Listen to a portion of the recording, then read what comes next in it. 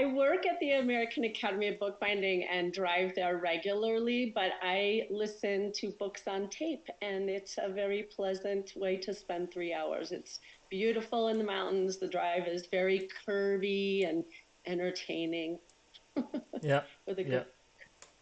That's what So, I do as well. so could you tell us about what you do at the Academy and just remind our viewers what the Academy actually is? Pavel, you were right. I'm very sorry. I didn't start this Okay, stream. we will Uh, do it. we'll have to do it again.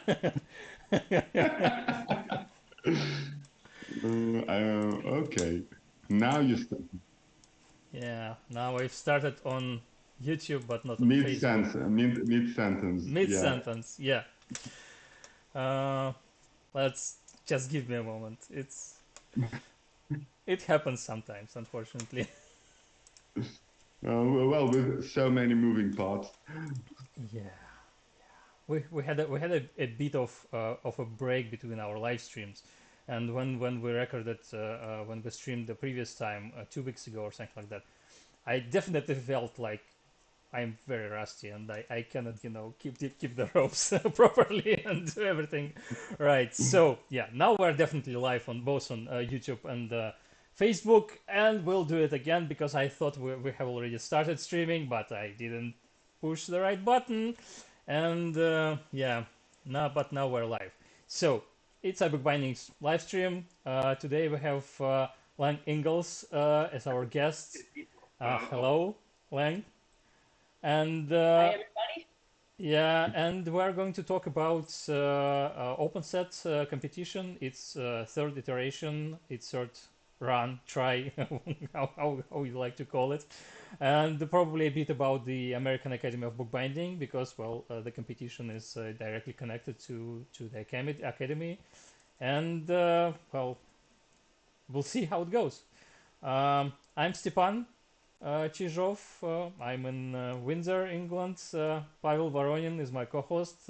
He's in Belgrade, Serbia. So it's like 7 or 8 hours separate us with Lang, and it's evening here in Europe. It's midday or well day in different parts of the United States. Midday in Colorado. So yeah, let's start. Um, So the what? mid sentence Yeah. that we actually started our stream was the sentence where you started telling us about what it is you do at the academy and what the academy actually is.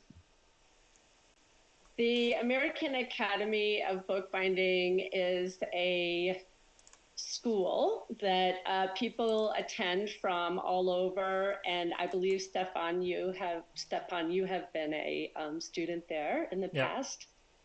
Yeah. Yeah. Pavel, Eight you years are. ago. Okay, and I'm one of the teachers there, and there are two programs.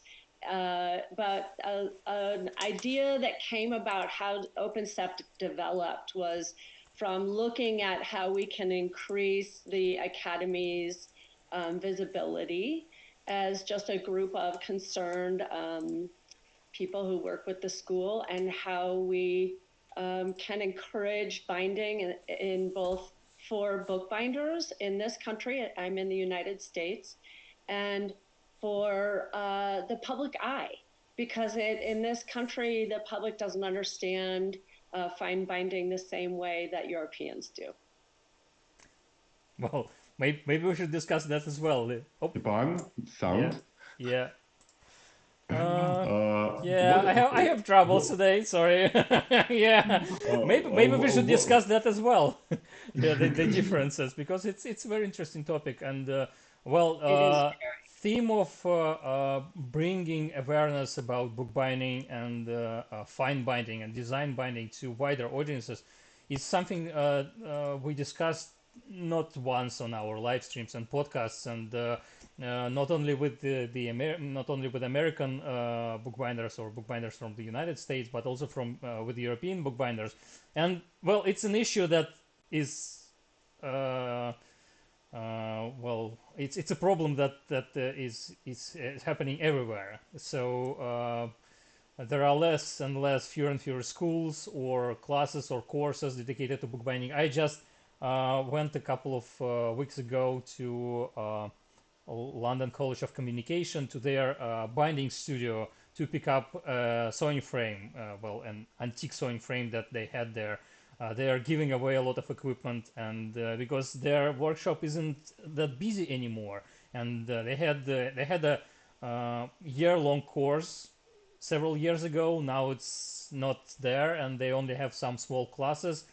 It's good that they still continue to exist, but it's pretty sad that it's so limited nowadays.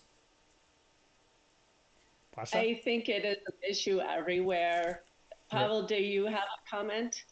I was gonna tell basically what Stepan said, and wanted to ask you about what exactly you mean about this difference, because there are different ways of explaining it to ourselves and to the public, because it's a big part of what we do, of our mission, to bring the art and the craft and the amazing people involved in it into the public eye. So what is your view? How do you bring people to the book? Well, it's such an interesting topic, and we could almost talk an hour about this one. But I would say that what we looked at was not just bringing more visibility to the school and the classes that they teach and the beauty of the book as an object of art, because design bindings are one of a kind, and they're a specific interpretation by each binder of the content of what they're binding. And this is a singularly unique item, it becomes. And so what we find, at least what I have seen, so remember this is just my opinion, but what I see in the United States is a lack of understanding or even exposure to this. I have talked with booksellers even that have never seen a design binding, and they don't quite know what to make of it. And that's a very different way of understanding what a beautifully, uniquely bound book is than in the European tradition, where I think in the European tradition, what I see is there's becoming less interest, maybe, a quieter interest in that kind of book. But a lot of Europeans understand what a design binding and fine binding, and they have a different relationship with the book than Americans. We're a very young country. I think there is another thing that it's sort of perpetuated by mass media, that bookbinders' work is represented as a well, mostly if you see journalists talking about bookbinding, they show something like 19th century gold-tooled bindings or something like that, and it's a very limited view on bookbinding, and especially on modern binding, which is so much more. And it is it uses so many styles and techniques and approaches and forms of the book, because, well, that's another thing we always like to and love to discuss on our live streams. What is a book and what isn't a book? How you define this object? Where are the limits? And they're really, you know, hard to define. So there's many interpretations of this, and book arts in the United States is very strong. Yeah. And various. There's so many different kinds, myriad. And it is, you know, for our open set competition, we ask that the books be a codex format, which is pages that turn. And it's interesting because you can have a book that has content that isn't necessarily with text. It can be visual content, or even hidden content where you can't quite read it because of the structure. But if the pages turn, we accept this as a very interesting idea of a book. But it's a very malleable like discussion and question. So as usual, I'd like to invite our viewers to leave some comments under the video, either about from where they are joining us. It's always interesting to see from which country and which city or town or other type of locality they join us. And if you have any questions to us, to our guest, please post them as well. We'll try to answer them as best as we can. And yeah, anyway, tell us from where you are joining us, and also check the links in the description. There are some links to the competition page at the American Academy of Bookbinding website, to Lang's website as well, just in case. So yeah, there is some additional useful information there. Perhaps we can tell our viewers why the competition is named OpenSet. That could be a good introduction to how it all works. Exactly. I completely agree with you.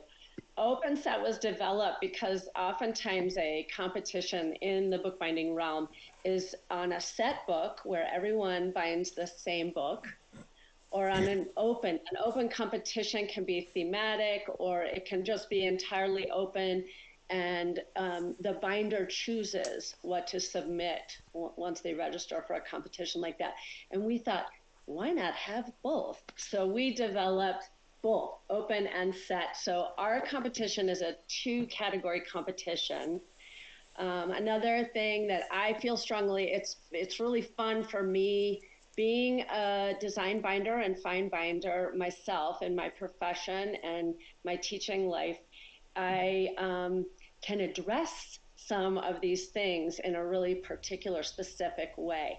So I felt it's really important to compensate the winners. This is a juried competition, and we compensate our winners in both categories with very decent amount of cash that arrives if they win a prize. So we have first, second, and third place. That's decided by a jury that is handpicked and announced prior to the competition. And then we have other prizes that are awarded called highly commendable. And those prizes are when there is an outstanding feature of a binding, and we like to point out how unusually it is made, how unusual, or how perfectly done it is. And so we always acknowledge, and that's a free floating. People say, well, what are they? But it's not a determined, we don't just give one for design every time. We have to have, the book has to speak toward what it is really good at. And then they get the award from the jurors. So highly commendable awards are sort of in flux every time. They are changing. Every time. Because there's not a set amount.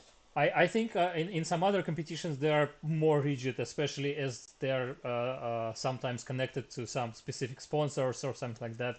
At least I think that's what happens. I'm not sure which one was it, a designer bookbinders competition or the Designer bookbinders competition, the one we were present at the announcement of awards. Yeah, that's how they work. Yeah, I agree. I think that's right. And why is your approach more flexible? Do you think it's that different from one year to another that you can't just set some categories? Like, I remember their categories are leatherwork, gilding, tooling, but you're more interested in like the general feel of the work. I think that's true. And Stepan, I know you have some of pictures, but if I could hold a book up, I can maybe show an example.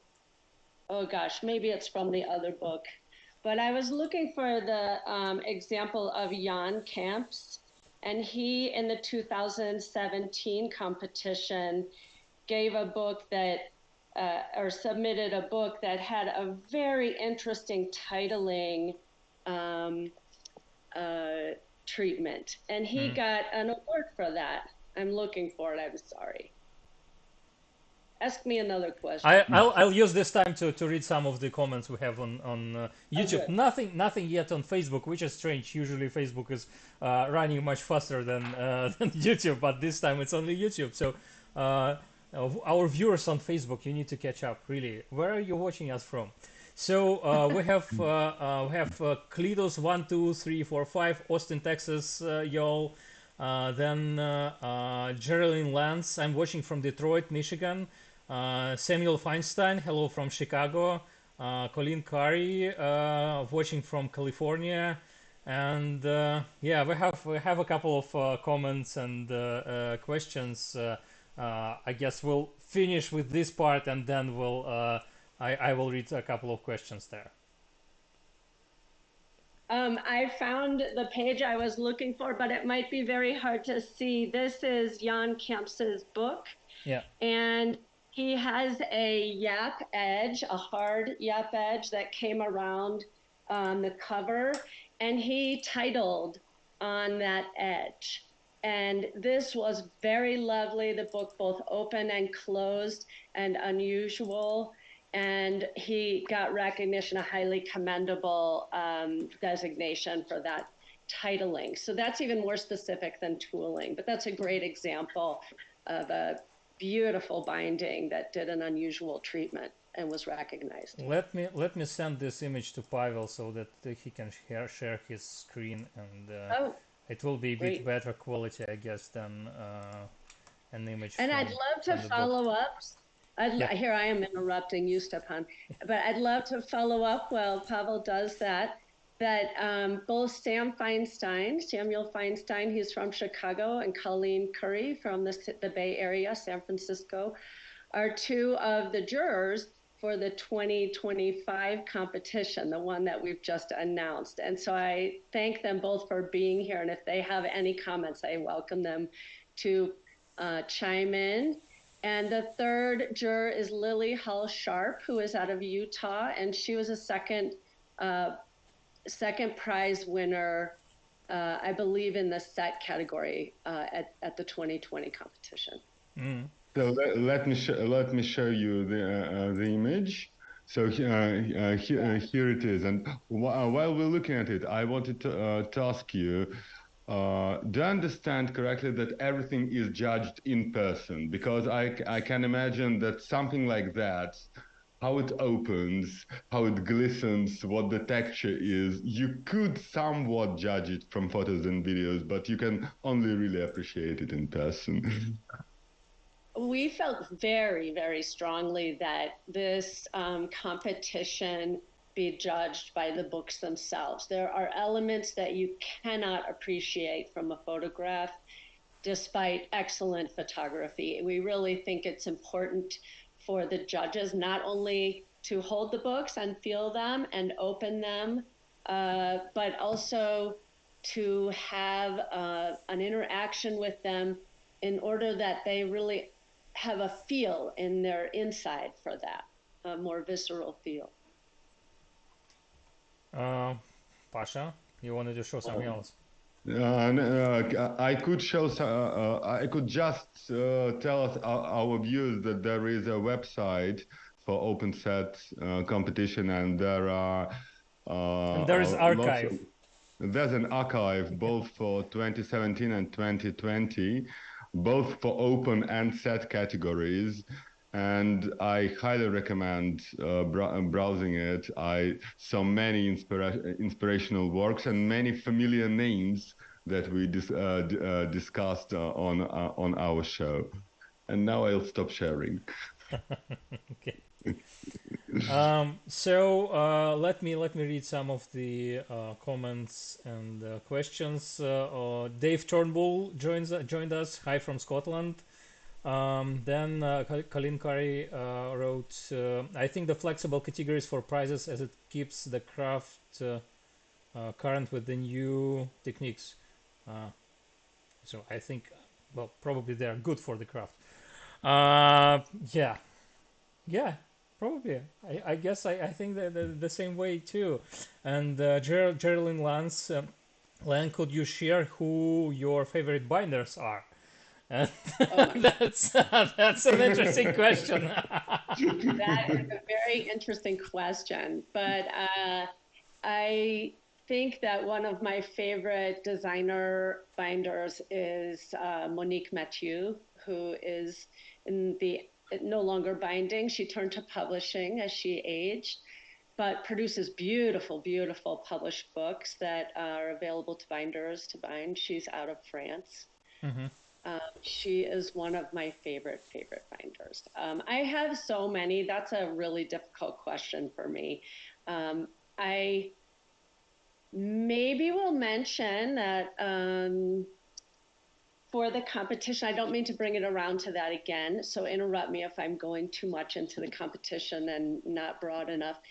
But one of the things that has been a joy for me is being the facilitator of the competition. So I know who bound which books, but the jurors do not. And when we're in the jury, I'm able to read out what a binder's intention was. They make a design statement, and they're sometimes lengthy, but they're wonderful to understand where a binder how they had a reaction. And the juror will say, can you read the design statement for this person? And we read it out loud. And I want to encourage people who are interested in this competition to really be thoughtful about how they make their design statement, because those can be critical to decisions by the judges. And I wanted to emphasize that. I also wanted to say that being the facilitator, my books that are my favorite are not always the same as what the jury picks. And I have picked from both competitions, I have bought a number of books from binders that really moved me. And I contact the binder after the competition is over and see if the item is for sale and come to an agreement on the price. And I encourage everyone to participate in this, because even if your book isn't judged to go into the exhibition part of the open set whole, we have a competition, and then 100 books are usually judged to go into exhibition that goes around the United States. And if your book doesn't, do not fret about that. It is a thing that occurs with jury, and every jury will pick a different set of books. And I have bought many, many books that never even went into exhibition because they are exceptional and really interesting. And I have some here. If people want, I can show them, but maybe take a question for me to find them. But I'm always encouraging. I know they won't. Oh, they will want that. Yeah, definitely.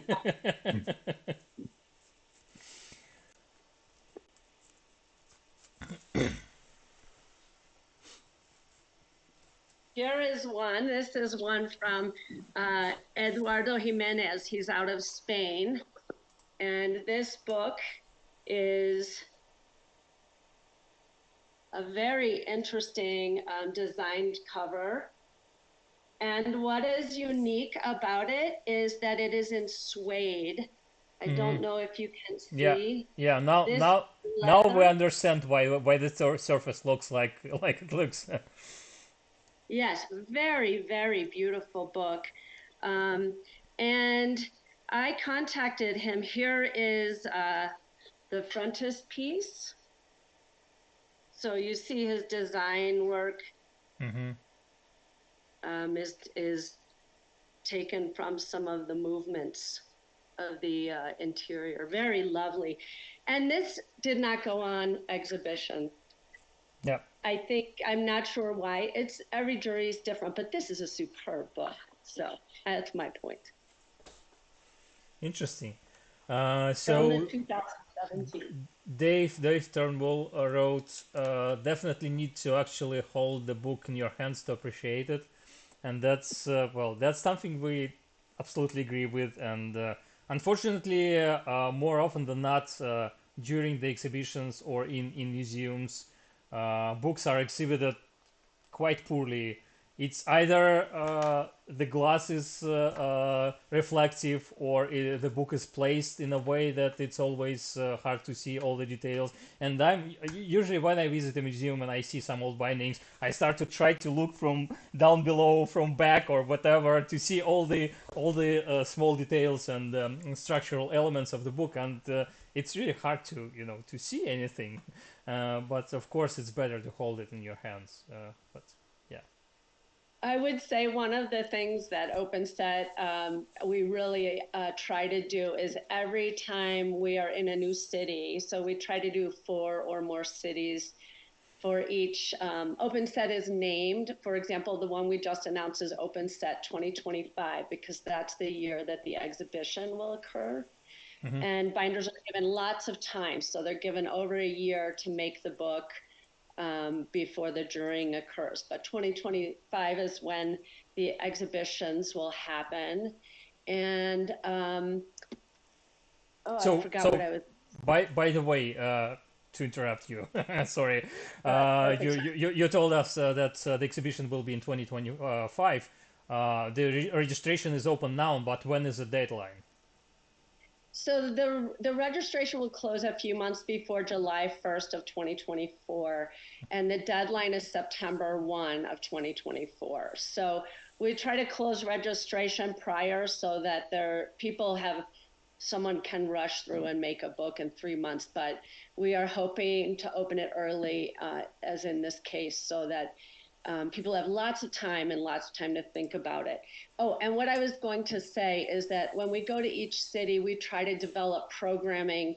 And one of the most popular things is to have binders who are from that area, who have a book in the exhibition, come and join for the opening evening and speak and hold their book out and point out things to people so people can really see the books. This is very popular over here.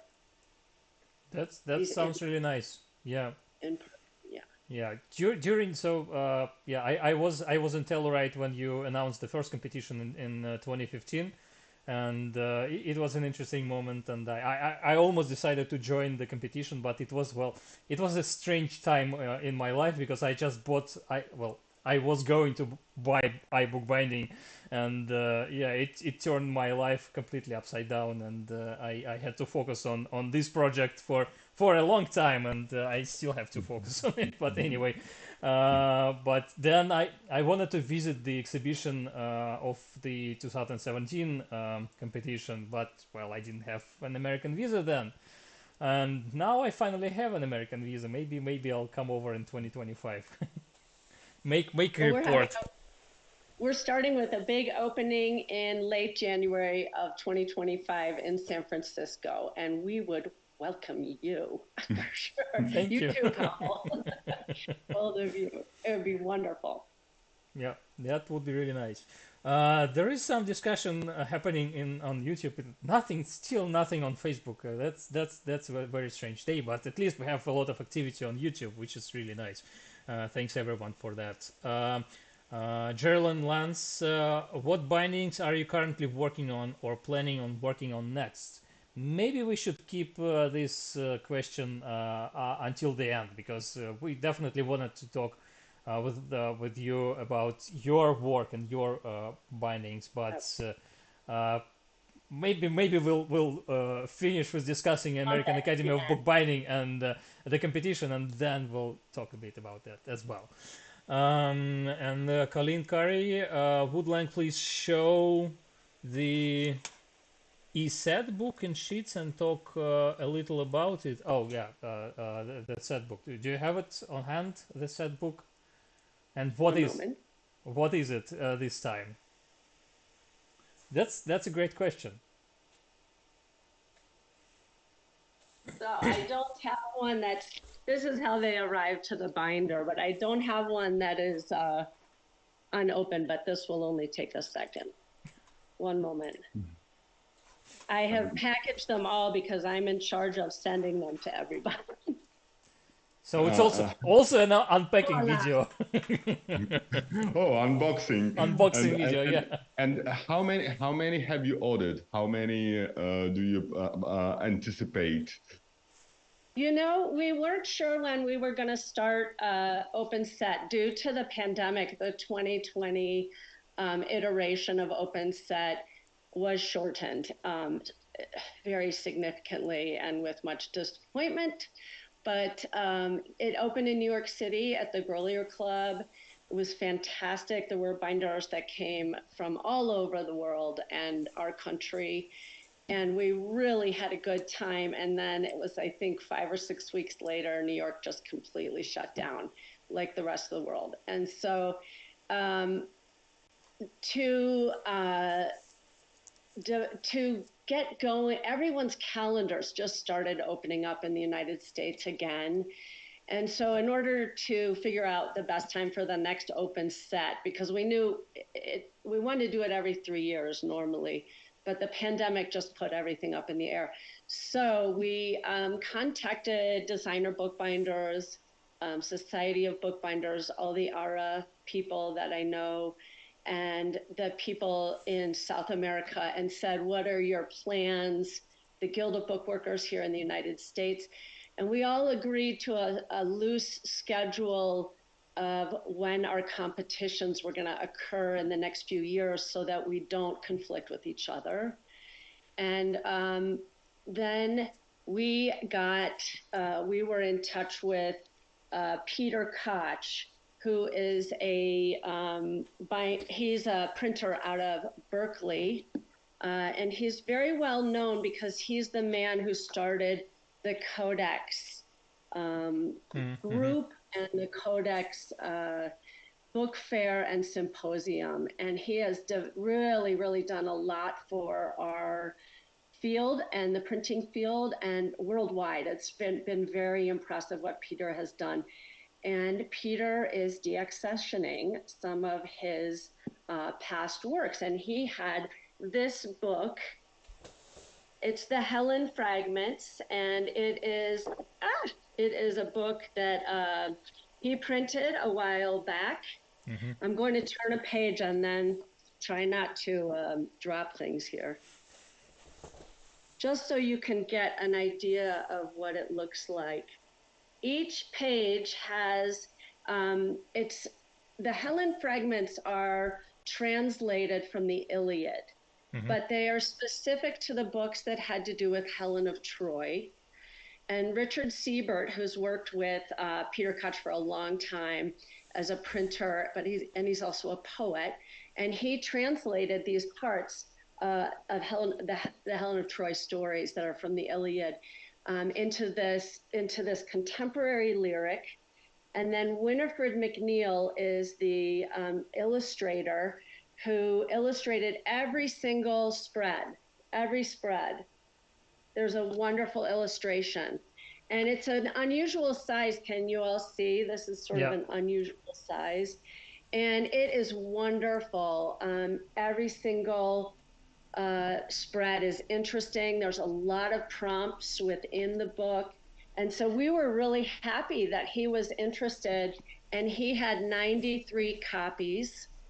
And so we took all 93, and we raised money in order to pay for that, because when you register for Open Set, it costs $135 for a category. But this book, we paid $100 per book. And so we need to raise money so that we're not operating with each set category entry paying just $35. Do you follow? It just, the budgeting doesn't work. So, and it has some Greek in it too. Oh. Yeah, okay. This is going to be exciting to see different interpretations of such a fertile theme. Yeah. It's really interesting every time. So our past set book, people have been, Russell Murray out of New York City did a Blake letter, a William Blake letter in the Open Set 2020, in which binders were invited to interact within the book pages purposefully. And then prior to that was David Esselmont of Solmentes Press.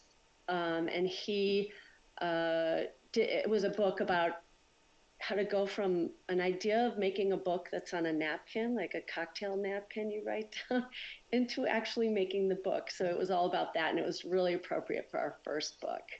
I'm grateful to them both, and to Peter. This has been really exciting for us. I have to ask, which do you prefer, open or set? Oh, I am indifferent. I think that what makes this competition fun, a lot of people might have reservations. Maybe there are some racy illustrations in this particular book, and that might not be their flavor. And if that is true, I say, well, do the open category. The only restriction we have on the open category is size. Okay, and that the book is codex format. And well, we want all the books to be codex, and we don't take blank books. We're not interested in that. We want literature and fine bindings that have content. Because when the jurors decide, they look at the technical acumen of how someone has bound it. If it's technically astute, that we want to see that. And that's how they decide the prize winners. And then they also look at secondarily the design interpretation. So that's why those statements that each binder submits are so important. Why did you do what you decided to do? And if anyone from our viewers is interested in other bookbinders talking about the design and interpretation of the contents of the book, we had a series dedicated to bindings made by designer bookbinder fellows for Booker Prize. And there are something like 10 videos, I think, already from different years. And almost, I think each of these binders was talking about how they connected the contents of the book with the design ideas and the structural ideas and everything.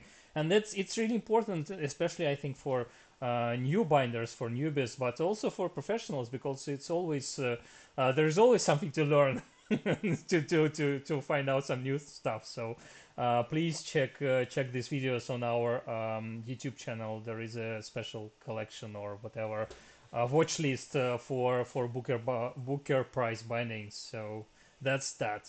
This idea is so interesting to us, and we are already in discussion for the next set book for if we do it in 2028 or 2029. And it is with a poet laureate of the state of Colorado, where the American Academy of Bookbinding is based. And the reason we're doing that is just what you're talking about. We think it would be very interesting to do poetry similar to this, but more specific to our area. So we'll see what turns out with that. It could be very interesting. Mm-hmm. Okay, yeah. Pavel? Sorry. Can I? So you told us about what criteria the judges use. Could you talk a bit about your own criteria when selecting the books to add to your collection, with so many examples just next to you? Could you perhaps show us a couple more and tell us what attracted you to this particular book? I would love to. I think there are so many things that will draw me in, but really there is a sense of delight that I find when I look at a book. This is a book that's made by Ulrich Widman. He is a German binder, and it was his interpretation of David Esselmont's book from the 2017 set book.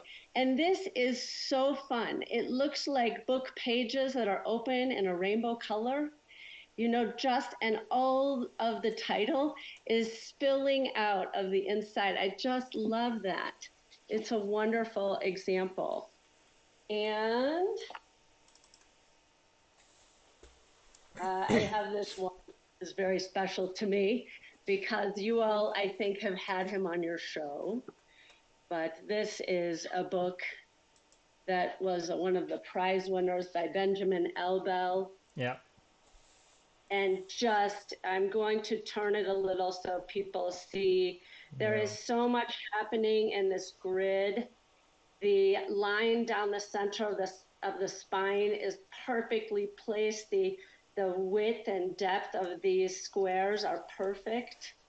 He has a gold top edge that is superb. Little leather end bands. Let me see if I can get in there. Yeah. And the beginnings of what I have seen a contemporary treatment, which is an edge-to-edge paper fly leaf. So this is the paste down. It's like an edge-to-edge paper doublure, but instead of leather, it's paper, and always with the leather hinge. These are elements. Do you see, Pavel and Stepan, like that? I look at and I'm like, oh my God, he did it perfectly. Well, perfectly is definitely the word you think of when you see Ben's work. That's just the work how of Ben it is. Elbel. Yeah. Super. I have one more really delightful book I'll show you from the 2020 set book, which is our friend Richard Beadsmore I don't know if you all have had him on. Yeah. In the UK, United Kingdom. Yeah, we talked to Richard. This is his binding of Happy Abstract, the letter that was printed by Russell Murray in New York for the set book last time. And what he got recognition for his tooling. And what I find about this book, it is delightful. It reminds me of the first one I showed by Ulrich Woodman. So I'm not sure how to answer your question. Each book speaks a different thing to me, but I find you can tell when a binder is having a good time making that, Yeah. And I've personally met Richard, and I am delighted to know him. It's really fun. You've shown us 4 books, and I can see a running theme. They all exude joy, just like you do. I show you one more. Please do. We're always happy to see more books and more fine bindings. You like the book? Definitely. This is from the open category of the 2017 book. And it's by Jana Pullman, who is a binder out of the United States. And I'm going to turn the book slowly.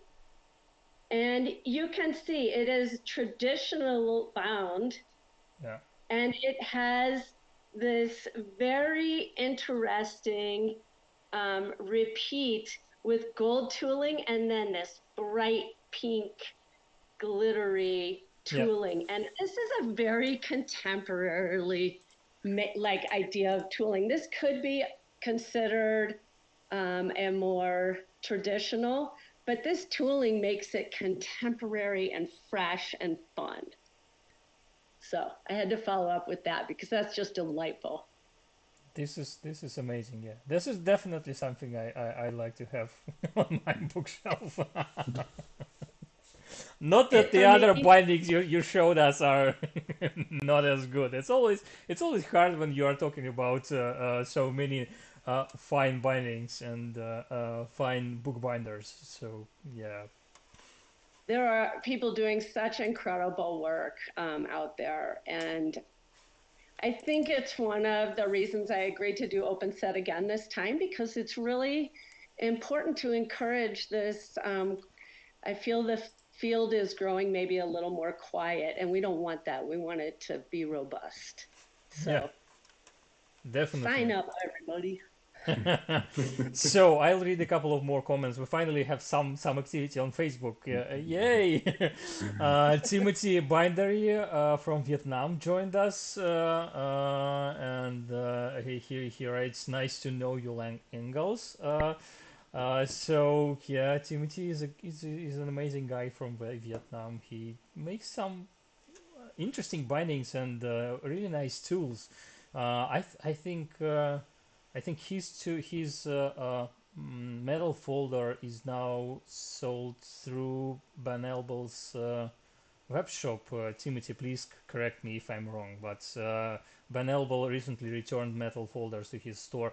The store closes, by the way, just in a few days because Ben moves to France from the Netherlands. So if you want to buy anything with a discount, do it in the nearest like 4 or 5 days, because after that it wouldn't be possible until the end of September. Sorry for this plug for Ben Elbel, but that's true. I should have said, because I have been in touch with Benjamin and he is moving, which is very exciting for him. Yeah.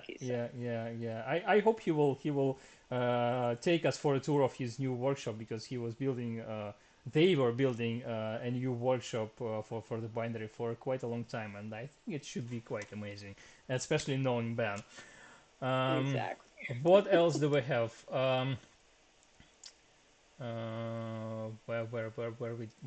Did we end?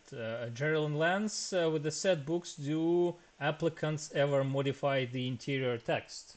That's a fine question. This is a very interesting question, and I have seen in many different, not open set, unless binders were invited, I think once an open set, but I have seen pages manipulated or even cut, trimmed in a way that changes the shape of the book or the style of the book. And I think that is up to each binder to do what they will do to the book pages. But for myself as a bookbinder, I do not touch the book block unless I have permission. And so I would contact the author and the publisher and discuss it with them. And I've had different experience. Everybody reacts differently. And so it is their work of art, and you are putting a protective enclosure, a hardboard cover on it in order to protect what is inside. Essentially, that's what a binding is. And I think you need to decide for yourself how to best move to your decision of how to treat the interior. I did mention that in the last open set, we invited binders to make marks on the interior or cuts or whatever they decided to do. And that was a fascinating thing to see. Everybody's was completely different, and it was very interesting. Yeah, interesting. But that's a really good question, and I think we discussed it a little bit with one of our previous guests. Who was that? I'll remember. Somebody we discussed one of the books for the competition. Well, anyone. It will come to me a bit later. I'll read some more from YouTube. Mindel Dubansky, love that one. I'm not sure which one is that. Hi, Riddy. Yeah, I lost the moment to read this comment at the appropriate time. Well, maybe the last one. Yeah, maybe.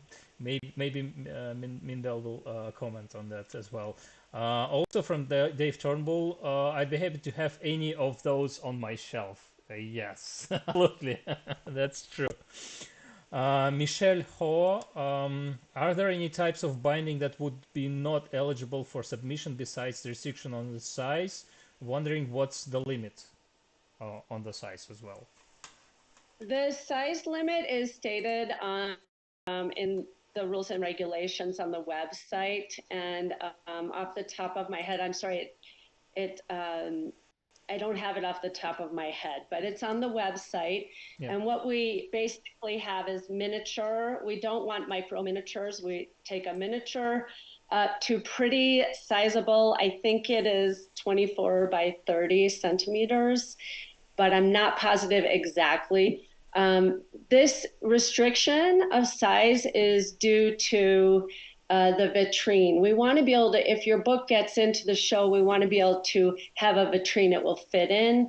And that's why we have that. But I will mention that there are no blank books. I think I said that earlier. Yeah, and I found, yeah.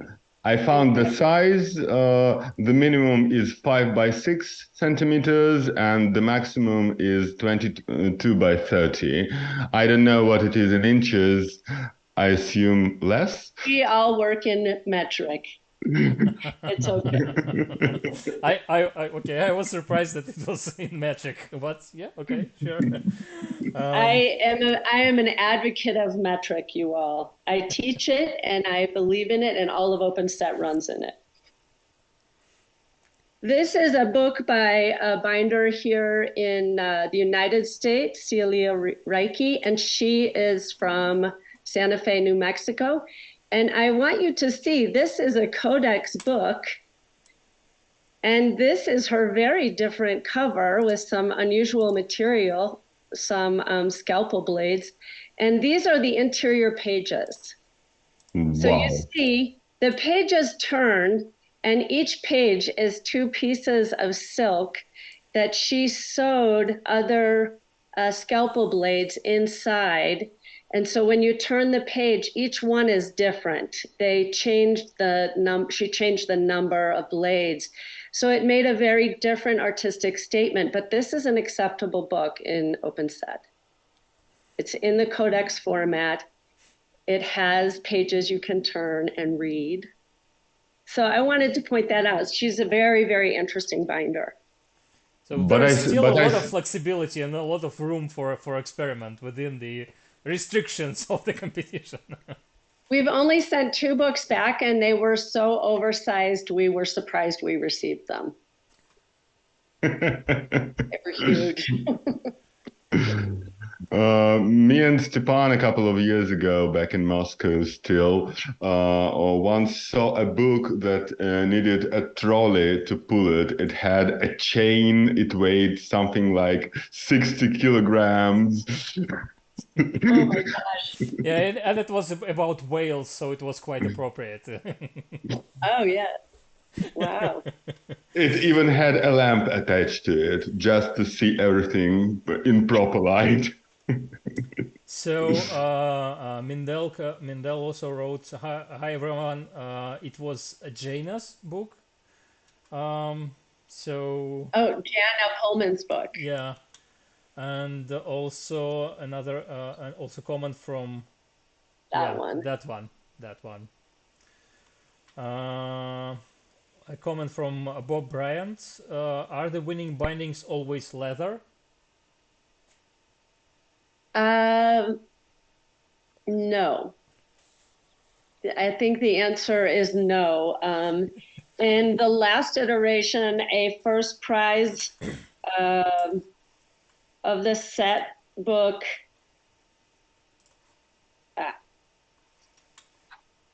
Sorry, it took me a moment. Was Pilar. She is from Spain. Mm-hmm. And this book was woven pieces of suede. And it was a soft cover book. So I would, and one of my other favorite books from the competition last time was it got a highly commendable, and it was in paper. And it was so spectacular. A librarian from France who, this book, François Bugnazet, and she has each one of these lines this is made out of Japanese tissue, and she folded the tissue and she put a little bit of, see the little words inside? It's about Shakespeare. So they're little quotes from Shakespeare. She put in that little fold, and then she sewed it, and it's delightful. But this is a really different treatment of paper. Andrea Otametti also did paper onlays. They were absolutely delicate and beautiful. So there's really a lot of room. What the competition looks for is excellence in technical making. Like you want to do your best making, and also be able to support why you did what you did with your design. Does that make sense? Yeah, I guess so. So we have Fritz Kiele. I think I butchered the surname on Facebook, saying hi.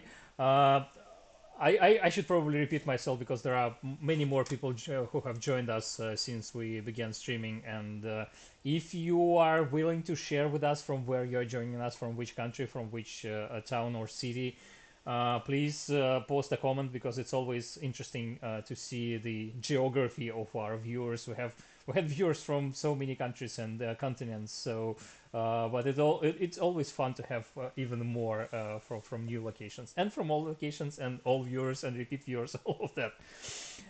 Please check the links in the description. There are links to the competition page where you can find the archive of the previous competitions and also information about the current competition.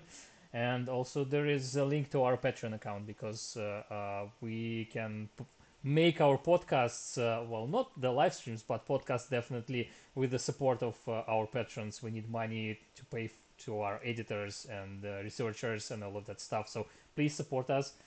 Pledges start with only $1 a pound or euro per month, so I hope it's not too much for most of our viewers. So what else we'd like to discuss about the competition and about the maybe American Academy of Bookbinding as well? And Pasha, perhaps about Lang's journey into bookbinding and her art. If Lang is ready to talk about if you're ready this to as talk well. a bit Because about it, if it's you're always comfortable. interesting to learn about our guests, how they ended up as a bookbinder, because it's, well, every person's path is different, and it influences so much. So are you ready to talk about if it, you're comfortable, of or you course. prefer to talk about the competition? It's such a long program. It's okay for me to talk a little. I'm really good at talking about other people's books, so I would like to share just a few more. And then I have 2 books of mine that I have here. I will show at the end. Does that sound okay? Yeah, sure, absolutely. Sure. Oh, it's another book of Jan Kamp's. He's so wonderful. I will show you first his wonderful Anglais. Let's see. The sun is a little bright, maybe. Mm-hmm. But it's a wonderful style of the Anglais. And then the book with using mirror. Do you read? It says open set.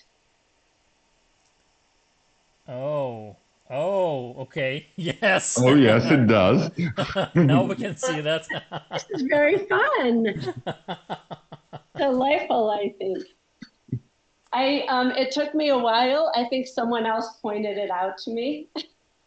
It's interesting to see this book, because unfortunately so often when bookbinders put large objects or details or geometrical structures on the on covers of their bindings, they look not good. I'm not pointing fingers at the moment at anyone, but oftentimes it looks too amateur. I don't know, but this is definitely a different thing. I think each book has its own speech to you, the viewer. That's true. And I have a theory about authenticity. I think that when a binder is authentic to how they are thinking about the content of the book, it can come out in their binding. And that's a really wonderful thing. I think it's super interesting, the books that I have made that are my most authentic experiences of binding, people react to the most. It's so strange. I don't know if you all understand that. But this is another binding. This one is using different onlays and inlays.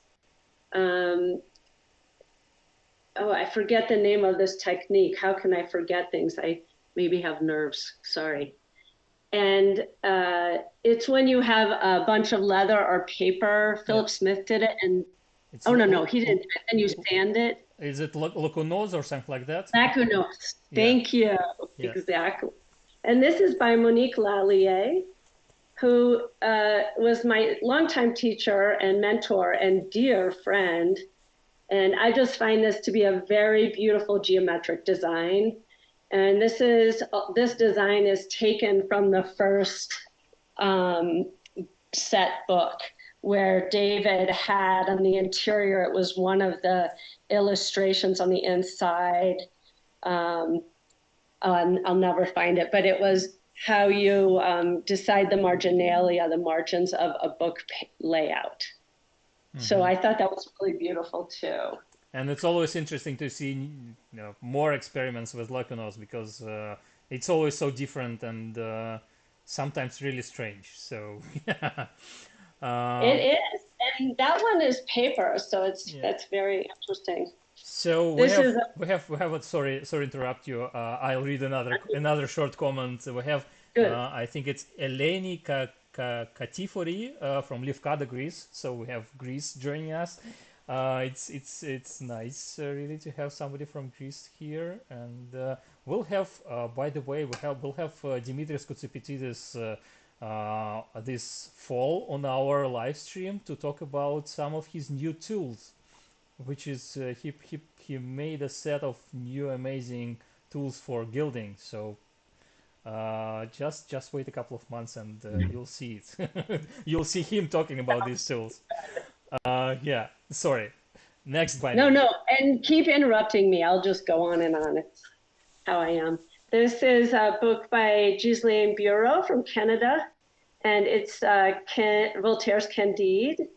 And I brought this one out because this is a very interesting treatment. It's a transfer onto calf. As you see, the image transfer, and also on the interior paste down, so edge to edge doublure, but very interesting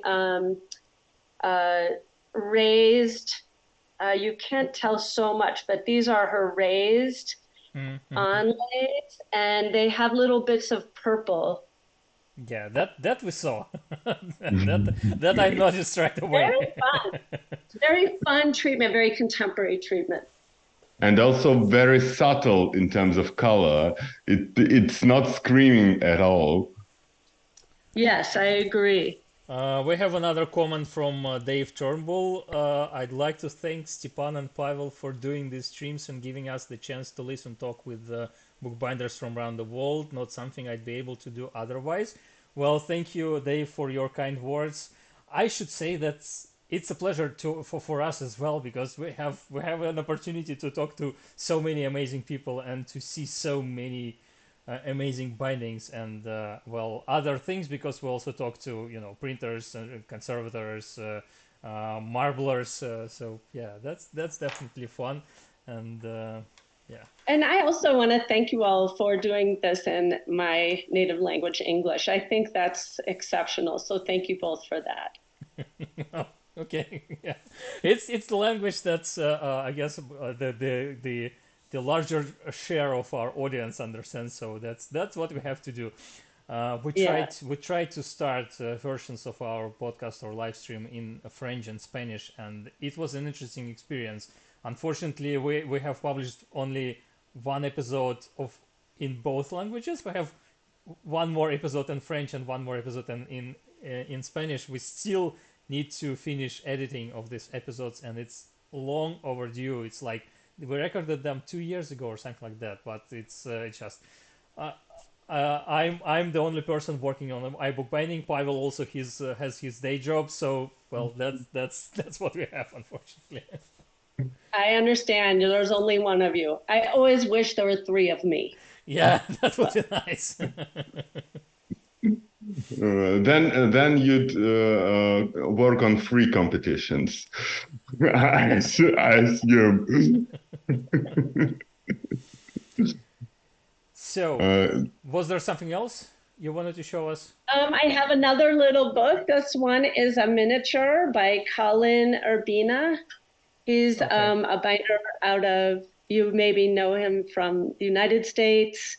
Yeah. He's a North Bennett Street School graduate Yeah. and a fabulous little binder. Those are his his little mini paste down areas. And if you see the drawings of inside the book, it's very appropriate little, and this came in a really delightful box, which I found, which we don't show the Wow. boxes, but here's the book, the extra prints, and then these are all the places where the petroglyphs were found that are in the book. So this is delightful.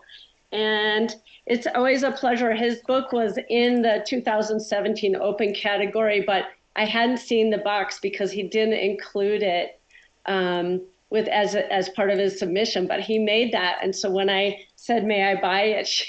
And I got this whole thing. It was really wonderful. So I kudos think to By we the by the discussed. way, since Yeah, sorry, I yeah. think we discussed one of his bindings when we talked about the bindings of the Dark Archives, this book about human skin bindings. I think he made one of these bindings. So yeah, yeah, I think he did. I think you're right. yeah, he does some Uh, interesting stuff as well. Pasha, oh, your turn. lots of it. I wanted to ask you, so do the judges judge the boxes too if they are presented as a part of submission? Unfortunately, we had to draw a line with that because um, these books travel in these big crates and they're protected, but we ask each binder to just have a traveling box that they submit their book in, because when books come from overseas, things can happen. It should not be a box with a lot of hours put into it. It should be a very practical, double-walled, very strong clamshell box. And that way it will travel well and protect the book for the entire run of the exhibition. So we're more interested in protecting the books with that kind of, and then also we ask binders not to sign or label. The only thing that should be on the box is their identification number, that I'm the only one who knows it. So who that person is, because we don't want the jurors ever to know. It's a blind jury competition. You know, that reminds me of how scientific papers are reviewed, and they are supposed to be doubly blind reviewed. You are not supposed to know whose text you're reading, but if you've been in the field long enough, you read the text and you sort of know who does it.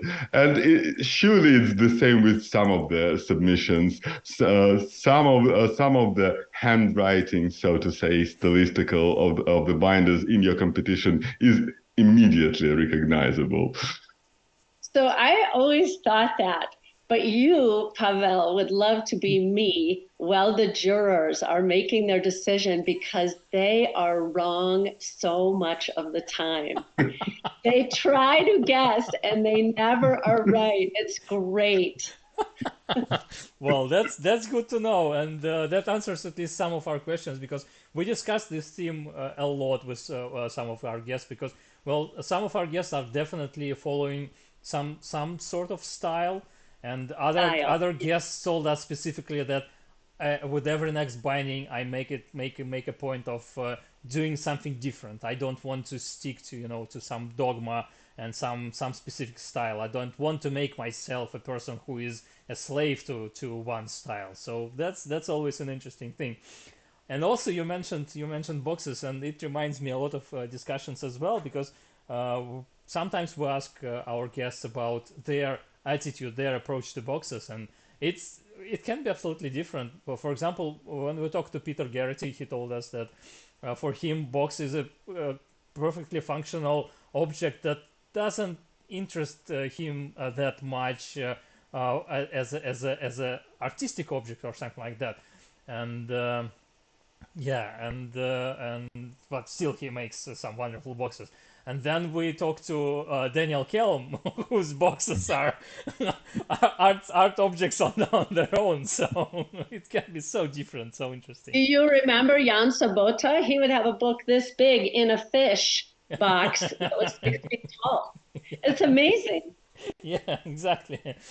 So yeah, it's always interesting to see how, and when you show this box for large box for small books, it's always interesting to see things like that, and how people decide make these decisions, and structural and artistic decisions at the same time. Yeah, yeah, I agree. Colin Curry wrote, I had 2 boxes damaged in competitions. So yeah, that's unfortunately the experience that happens sometimes. And well, maybe Here's damaged the is, point. yeah, Here's the point, Tom.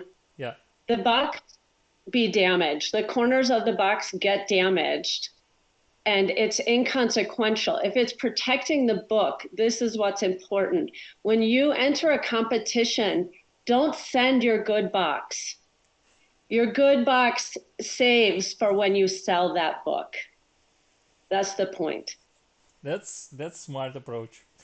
Yeah, Bob Bryant, lovely thanks. I guess that's to all of the stuff we're discussing. And if you still have any questions, dear viewers, please post them, because we have something like 15 minutes left, and maybe even less. But anyway, you have your last chance to ask your questions, and we'll have to let Lang go because, well, everybody has, has things to do Yes. besides talking on YouTube or Facebook. Are you going to show us some more stuff? Oh, I yes. only will take 2 minutes to show two of my own favorite books. Okay? Okay. This is one that I made, a little French book, and it's quite small, à la horizontal. And it's a very typical style for me. I don't know, can you see the titling? We can There. see, well, at least some shadows of the letters. Horizontal. Yeah. Le horizontal. Yeah. Le horizontal. Uh-huh. Yeah. And so this is a typical way that I make books, and so I thought I would show that. It's one of the Mach edition books. So it has the colored text inside. Very fun little book you get from editor Mach. And I had one other that I would show of my own work that is from the Estonian competition of names, words, witches, symbols. It's young Estonian poetry. The book is printed in English and Estonian, and is a beautiful poetry. And so the title was complex because it was 4 by 4 plus 4 by 4, because it's each of the 4 poets gave 4 poems. Mm-hmm. And I did a soft cover with a very unusual leather. It's a shoe leather that I top paired that. And then this is the pairing pieces you see here and here, yeah, that were paired off and that I put on as an onlay, because there was no inspiration except by the margins of the poetry. So I used those squares as my design element. Interesting. And then there is the title. You can barely see, it's very quiet. Yeah, we can see it shining just a little bit. Yeah, a little of my work. Okay. All right, any other questions? Yes, there is a question. What is Lang's favorite type of binding to do? Asks Dave Turnbull. I am, my favorite kind by far is a design binding. In leather. I love working in leather. I love working small. It's rare that I make large books, and it's a challenge for me, but my hands are very good at working small, so I stick with that. And in this context, open or set? You still want me to answer that?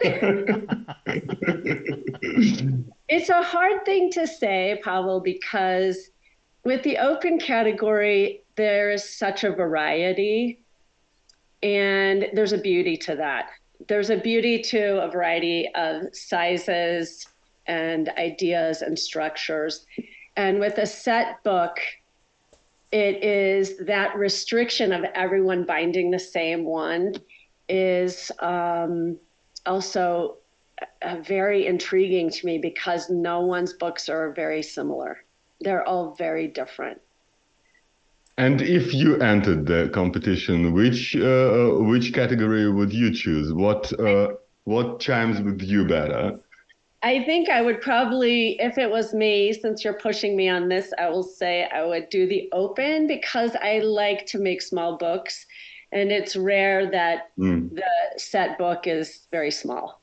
So we thought about maybe doing a miniature one day. I'd love if anyone wants to respond to that. I might be the only person who would secretly enter under another name. That would be really interesting if at some moment open set competition goes for a miniature book. That will be something You know, unusual. I would love to hear both of your opinion on this. I had this idea, since we have a few more minutes, that I think it would be interesting for a printer to print a large page and print different words all over both sides. And that is what we provide the binder. And they can fold that and make anything, that's nice. any size book. I think it would be so interesting. Yeah. But is it too much idea. work to ask? I don't know. I don't think so. I don't think it's too. I don't think it's much more work compared to any other printing project. Well, it definitely demands some thought to be put into placing of these words, so that Yes. as you said, they could be folded into different not different shapes, but in different places or whatever. Yeah. But Absolutely different shapes. yeah, It could be very interesting. okay. I don't know. I had another question for you.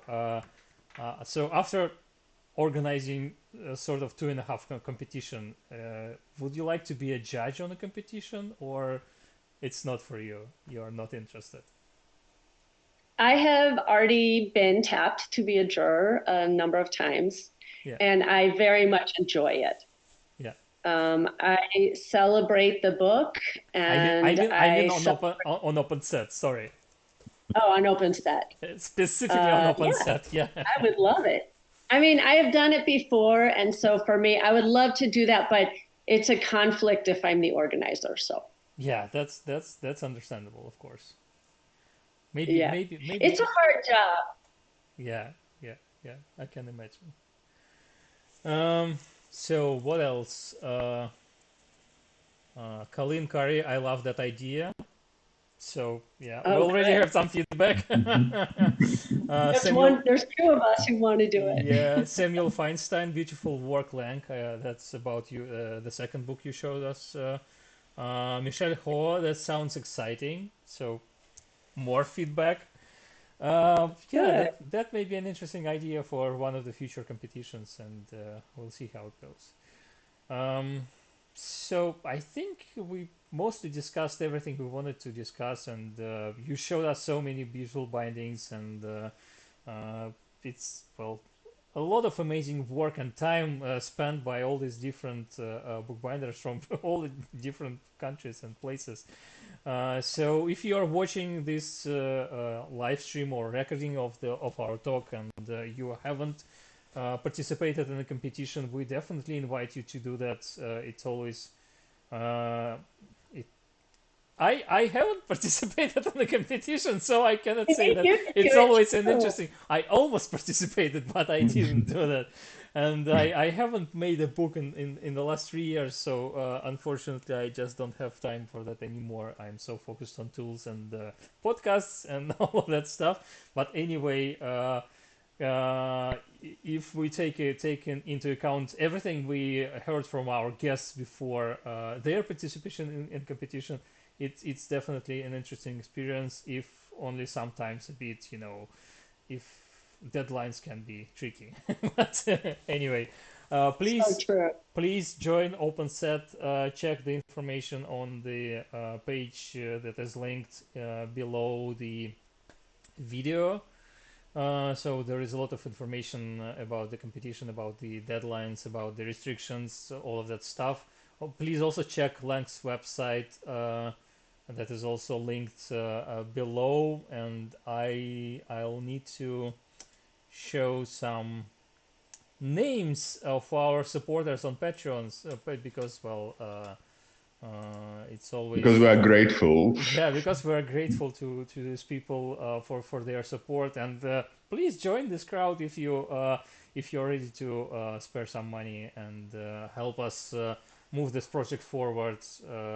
We sometimes use these funds for paying to our researcher if we want to talk about, for example, books in series or movies or something like that. We have a researcher in Germany who loves doing this sort of research and looks for all the sources. For example, he found that if you're interested in Dune movies, he found that one of the prayer books that was used as a prop in the first Dune movie was a real German late medieval prayer book, and he found which edition it was. So, and it was like from 2 still shots he found that information. So he's quite amazing. Yeah,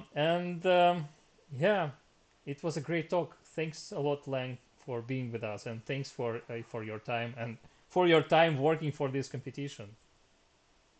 And I thank you, Stepan and Pavel. Pleasure to meet you. I hope I get to visit again. I see your podcast usually after when they're recorded, and I really, really enjoy those and tell all my students about it. It's wonderful, iBookBinding. You do a great job. Thanks a lot. Thank you so much. Yeah, we have some more comments, but mostly thanks and all of that stuff. That's it for today. We'll stay for maybe a minute longer while the stream videos are dropping on both YouTube and Facebook. But that's it for today. Thanks everyone. See you next time, probably after vacation period in August, maybe in September at some moment. Yeah, time for vacation finally.